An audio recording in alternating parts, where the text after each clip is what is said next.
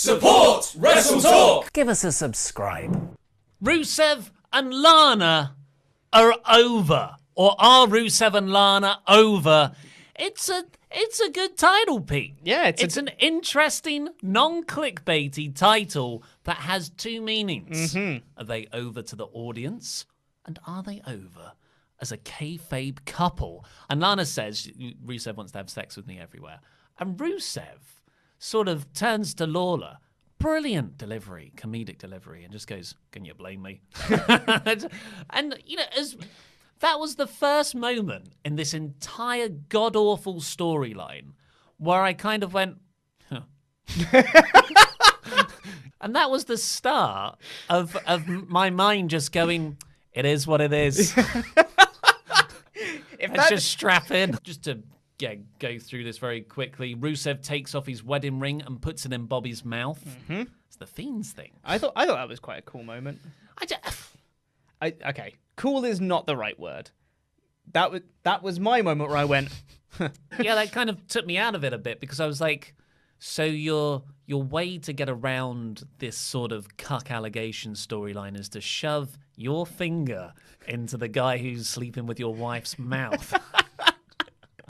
Which is totally fine if that's what you're into. This whole segment was designed to end on the Street Profits music playing and them dancing around the crowd, leading everyone in a "We Want the Smoke" chant, which would be fantastic if it happened organically. It came off as, you know, you've got this supremely cool act, and it tipped over into say our catchphrases. I'm like, oh, no, that's too corporate and overproduced and forced. Yes.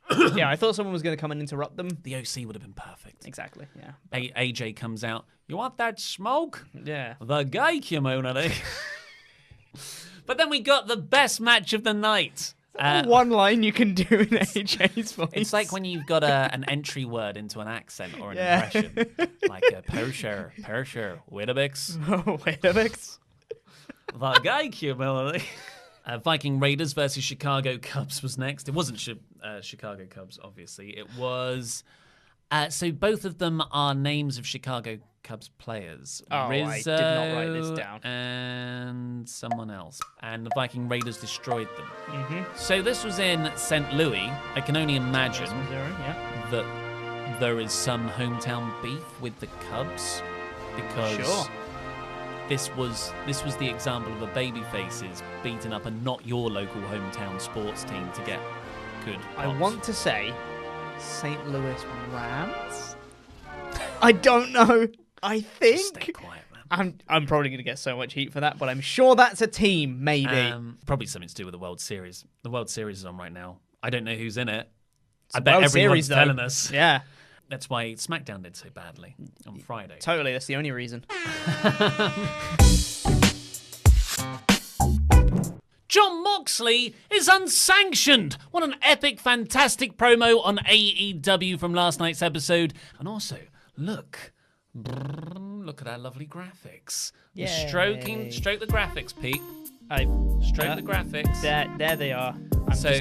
I loved Mox. I think just Mox as a character and as a performer. It's like legit acting. It wasn't perfect though, because Tony Khan's performance it didn't need to be good, like from an acting perspective. He's just there to say the lines. Yeah. But the lines he did say, I took issue with. Mm-hmm. He said, "You're the purveyor of violence." And that, we call WWE out for this all the time. You cannot get away. In a real naturalistic conversation, and you've gone through such painstaking effort to make that happen, you say, but you're the purveyor of violence. No human speaks that way. Imagine if Vince McMahon just goes up to Roman Reigns in the middle of the night and just goes, "No, but you're the big dog." I would expect that from WWE. Yeah, in fact, you'd expect that from Vince, but not in a real conversation. First off, that jarred with me, and it did take me out of it, unfortunately. And he said he's not going to be an on-screen character, and technically, he wasn't on the screen. Asterisk. Loophole! But afterwards, after Paige wins, cuts this cracking babyface promo saying he's going to do some cowboy S-word to Pac at Full Gear. That's good cowboy S-word. That's what I thought Vince McMahon with a cowboy hat saying. But we come back to the Rick and Morty match, which the Wrestling Observer also didn't like. Shocking. I'm a huge Rick and Morty fan. I'm not, but I still got a kick out of this. I think it's a very, very smart pairing. Rick and Morty is like the show. I know it's like it became so popular that it also became a meme to make fun of the people who said, Yeah. but it's so smart. Yeah. But the problem is, it is freaking smart. It's very, very intelligent, emotionally deep, incredibly funny. You sound like one of them, Ollie. I know. It really, and Luke will just sit there and go, I don't really get it. But Raise your IQ, Luke. Well, let's see what you all thought. We're going to have to run through these super chats really quickly. All Elite DK said, the best thing about Cody is he seems like a real person. It's like he is my friend and I know him since my childhood. I genuinely love the guy. That's what I'm glad someone else thinks. Had like that. a mark out moment right now. I'm not the only one. But that's it. When you say I genuinely love the guy, that's how I feel. Like I genuinely love him. Yeah. Pete. Yeah. I genuinely love Cody. Cool. Miscellaneous super chats. Anonymous has just got in. I know, Ollie. I genuinely care about Cody as a friend. The last 2 times I've cared for a babyface like this was Daniel Bryan and Punk. Yeah. I Totally think fair. we're the same person, Anonymous. Is that just me tweeting, like, super chattiness? Yeah. I'm Ollie Davis, and I'm joined by El Fakador Laurie Blake. Right. This is the Crown Jewel review edition of WrestleTalk Live. Mansoor was good. Mansoor and Cesaro had an excellent match. A star-making performance for Mansoor. At his own personal WrestleMania of all things. All he had to do was be born in the country where there was loads of...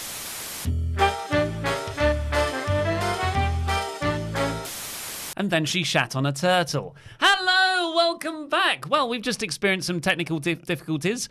We were still talking for a good 10 minutes. Yeah. To nobody after the stream went off air. But know that it was very good and Some of our best very intelligent. Hulk Hogan had a promo backstage with Byron Saxton, and he said, "Let me tell you something, brother."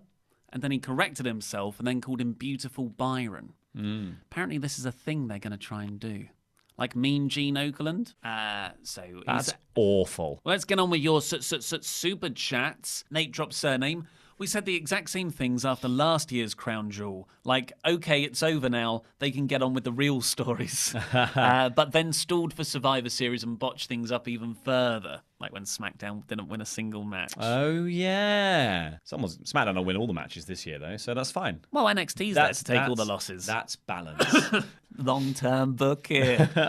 My laptop's just died. Has it?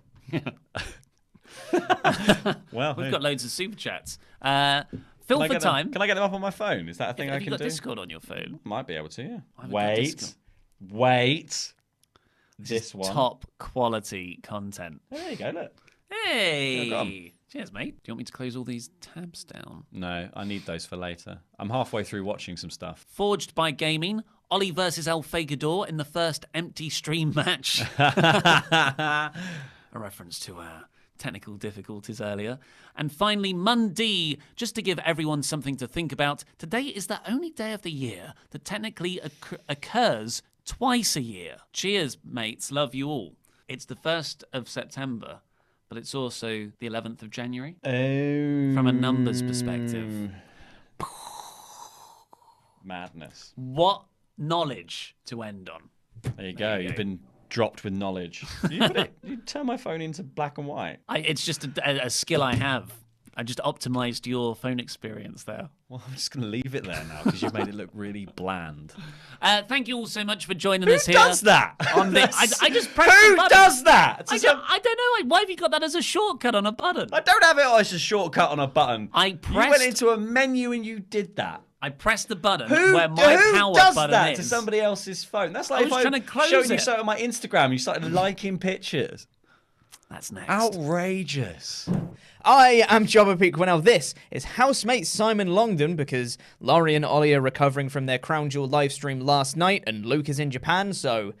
Here we are, by default. By default, it's me and Simon. Yay. You're welcome. Yeah. Ultimately, all of these women, as soon as War Games finishes, it just becomes them all competing to get the next shot after whoever wins out of Rio Shan. And Yeah. That's exactly how this should work. Exactly. Well, they all want to win the title, so I guess now, as their characters, they would probably have thoughts and feelings about that. Yeah. How would they react to that? And then they just do that. It's almost as if they're real people.